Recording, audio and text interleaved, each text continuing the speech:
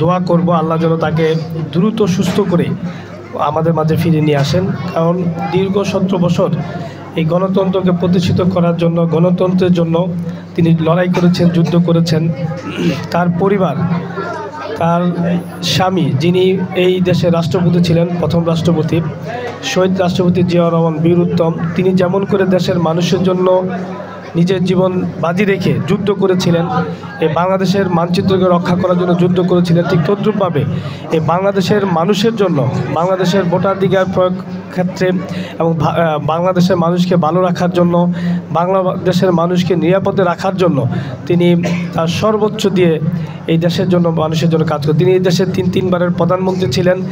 তিনি প্রথম রাষ্ট্রপতি শহীদ রাষ্ট্রপতি জিয়াউর রহমান বীর উত্তম স্ত্রী এবং বাংলাদেশের এশিয়া মহাদেশের সবচেয়ে জনপ্রিয় নেতা, যিনি ইতিপূর্বে তরুণদের মনের মণিকোঠায় এবং সাধারণ মানুষের মনের মণিকোঠায় জায়গা করে নিয়েছেন আমাদের নেতা জনাব তারেক রহমানের মা। আপনারা জানেন, আজকে আমরা এই দেশনেত্রী বেগম খালেদা জিয়ার সুস্থতার জন্য আল্লাহ যেন তাকে পরিপূর্ণ সুস্থ করে আমাদের মাঝে ফিরিয়ে নিয়ে আসেন, এই জন্য আমরা সদকা জারিয়া, যেটা কিনা বলে জানের বদলি জান, আমরা সেই মানত করেছি। আমরা আজকে সেই উসিলায় আজকে দোয়ার আয়োজন করেছেন ফতুল্লা থানা যুবদল। আমি আমার নেত্রীর জন্য আপনাদের কাছে দোয়া চাই। আসলে সবচেয়ে বড় বিষয় হচ্ছে এই দেশনেত্রী বেগম খালেদা জিয়া এখন আমার একার নয়, এটা সারা বাংলাদেশের একজন সম্পদ।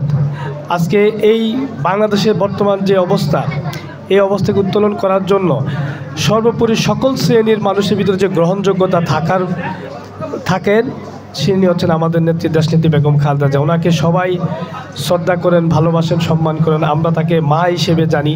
উনি আমাদের জন্য এই দেশ ত্যাগ করেননি। আমাদের যদি তিনি বিলাসিতা জীবনযাপন করতে পারতেন, যেটি কিনা স্বৈরাচার শেখ হাসিনা তিনি করেছিলেন। তিনি আমাদের নেত্রী দেশনেত্রী বেগম খালেদা জিয়া দেশের কথা চিন্তা করে দেশ ত্যাগ করেননি।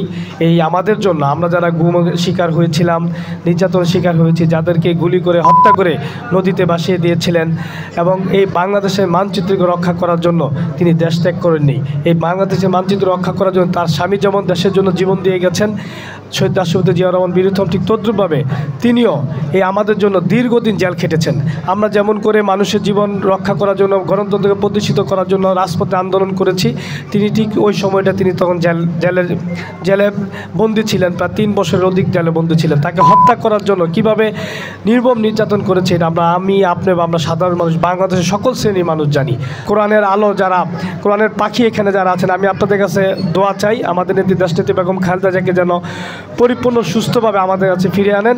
আমরা যেন বাংলাদেশটাকে একটা সুন্দর রাষ্ট্র হিসেবে সব জায়গায় পরিচয় দিতে পারি, সেই জন্য এই মুহূর্তে আমাদের নেত্রী দেশনেত্রী বেগম খালেদা জিয়া খুবই প্রয়োজন।